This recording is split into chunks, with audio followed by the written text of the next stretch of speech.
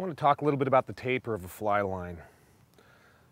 In the old days, we used level fly lines. A level fly line literally started out as a piece of braided silk. Later, they were made out of plastic. But what happens with a level fly line is it goes through the air really good, but near the end of the fly line, as it's rolling out, there's no energy dissipation. It doesn't soften up or slow down. So those lines used to crash and hit the water pretty hard. You could mess with your leader design and all that other stuff to try and mitigate that, to try and soften that. But what was really an evolutionary leap in fly line technology was when silk fly lines became tapered.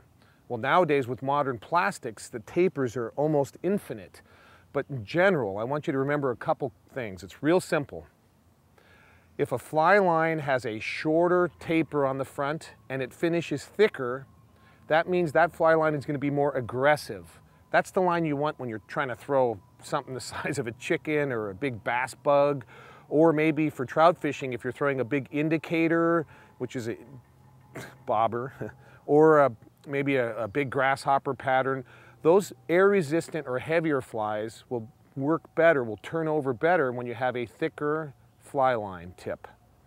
Now the opposite, if your fly line has a longer taper and or a thinner tip diameter, those lines tend to be more delicate. The energy rolling through the air, instead of kicking over, the end of the fly line struggles a bit to try and straighten out.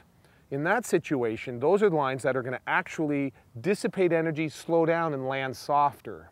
So if you have a fly line that you want to have throw really small flies in a quiet section of a river or lake, then you're going to want a fly line that has a thinner tip diameter and perhaps more taper. Okay? Now, if you want a fly line that can kind of throw a big fly sometimes and a real delicate fly the other times, guess what? You're going to be in the middle somewhere.